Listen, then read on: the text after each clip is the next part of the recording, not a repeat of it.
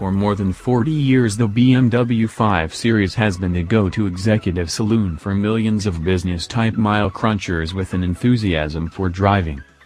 The car's blend of talents has always been highly commendable and rarely matched, offering supreme ride comfort, cutting-edge interiors and, whenever it takes your fancy, exciting and entertaining rear-wheel drive dynamism. For this latest 5 Series, the G30 generation, there is no dramatic leap away from familiarity. A record 2.1 million sales of the previous generation model, along with feedback from its buyers, signaled to BMW that the best course of action to continue its executive saloon sales success was to gently tickle the formula rather than rethink it. The result of that train of thought has delivered a new 5 Series that is in essence a mini version of the latest 7 Series. Much of the styling and technology has been borrowed or adapted from the flagship limousine, and both models share the same modular platform. Improvements over the outgoing 5 Series include reduced weight, revised suspension and a ton of new tech, such as the latest iDrive system, gesture control and semi-autonomous driving features. These upgrades, and being so closely related to the 7 Series, mean the new 5 Series could, in theory at least, represent the closest thing to limousine luxury you can buy in the executive saloon class. The G35 Series has launched with a choice of 2 petrol engines, the 530i and 540i, and 2 diesels, 520d and 530d. Soon to join the lineup is an entry-level 520i turbocharged 2.0-liter petrol and a 525d oil burner to bridge the gap between the pair of launch diesels. The car is available in saloon and touring estate body styles, and there's a full-blooded M5 in development. But the stoic 5 Series is facing a new threat. It's no longer just a case of rivaling the quality within its own class, which has plenty of it to offer. Now buyers are showing a trend of ditching traditional segments in favor of more fashionable SUVs and compact saloons. The 5 Series, then, needs to lay down a case that it's more enviable and appealing than ever. Even with all these upgrades, is it compelling enough to remain in the pantheon of modern machines and keep buyers interested? Let's find out. While the Russian doll-style design approach has been much praised as a business model in order to achieve account-balancing economies of scale, it is much maligned by enthusiasts decrying a lack of imagination. Nonetheless, BMW has favored the former approach and opted for it with the new 5 Series. The sleek, conservative design undeniably acknowledges the model's heritage, but, unsurprisingly given the shared architecture, there's an extremely strong whiff of 7 Series about BMW's new saloon. The similarity, however, aside from a lack of individual identity for both models, doesn't necessarily have to be a bad thing. Being able to make use of BMW's new cluster architecture, CLAR, platform, which is predominantly aluminium, is a real benefit. It uses more aluminium, magnesium and titanium in the floorplan, bulkheads and connecting nodes than the previous model. CLAR helps to make the car much lighter, by up to 100 kilograms on a model-for-model basis, and increases torsional rigidity. The 5 Series also gets a revised front double wishbone design using more aluminium components, again as a weight-saving measure, along with a redesigned, and lighter, 5-link setup at the rear. Similarities with the 7 Series continue with BMW's aim of giving the 5 Series a silky smooth ride. 4 suspension setups are available, a standard one with fixed-rate dampers, a firmer, lowered sports suspension for M Sport cars, an adaptive damper option, called variable damper control, which we recommend every 5 Series buyer chooses, and, for the 540i and 530d, a pricey combination of adaptive dampers paired with electronically operated active anti-roll bars. Also offered is iDrive all-wheel drive, plus, as an option on all models, an active 4-wheel steering system that counter-steers the rear wheels at lower speeds and parallel steers them at higher speeds, the former to the benefit of tight maneuvers in town, the latter to sharpen turn-in on the open road. All models come with an updated 8-speed automatic gearbox. BMW's claims of greater cabin spaciousness are borne out in the flesh. The principal improvement cited by the manufacturer is in the headroom afforded to passengers in the back. We measured it at a deeply admirable 950 mm, although most owners will be inclined to better appreciate the lowering of the model's instrument panel and the gentle enhancement of elbow and shoulder room that confidently invokes roominess. Regardless of the difference between generations, the 5 Series feels every bit a large saloon car, and a luxurious one at that. The trickle-down of technology and aesthetic previewed in the 7 Series has helped in that respect. No previous owner of the model would fail to recognize the 5 Series lineage, but it is from the larger car's glossy styling that most of the new design cues originate. For the most part, the transference is appealing. Like its larger sibling, the 520d retains physical switchgear in familiar positions, most notably the climate controls, and continues BMW's tradition of locating drive mode buttons and infotainment controllers on the center console. The floating 10.25-inch touchscreen is a welcome addition to the 5 Series cabin, ditto the instrument cluster and the latest head-up display, the latter being part of the 1,495 pounds technology pack that includes other 7 Series debuts such as the display key and gesture control functions. The 5 Series comes with the latest generation of BMW's iDrive system, meaning that, among other things, it now shares a new menu interface with the 7 Series. Functionally, the update is mostly an aesthetic and organizational tweak, the software gaining a slightly clearer home screen layout while retaining the same basic navigation rules to which BMW owners have become accustomed. In fact, use of the iDrive controller is now so intuitive that to familiar drivers the introduction of touchscreen and gesture controls feels almost entirely surplus to requirements.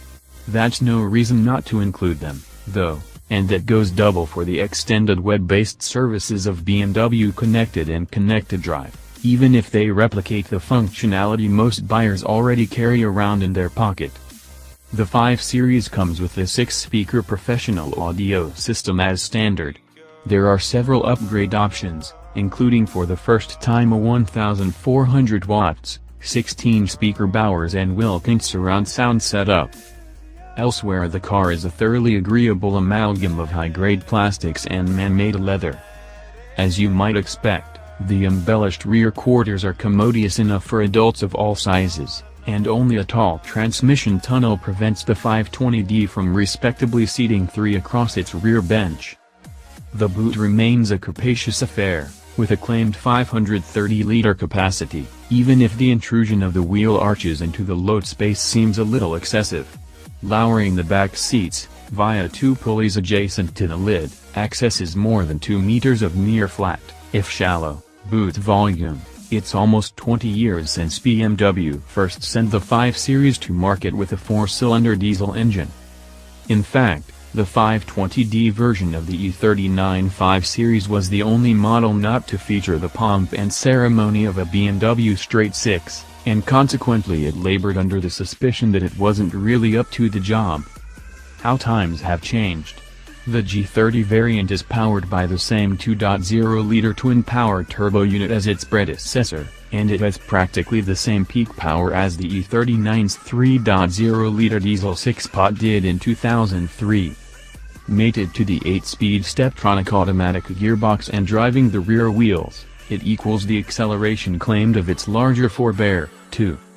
That isn't necessarily extraordinary. A sub-8 second 0 to 62 miles per hour time is par for the course these days and doesn't improve on the last generation of 520d, but it helps characterize the level of performance now expected of Europe's ubiquitous cooking option engine, no matter the size of the car around it.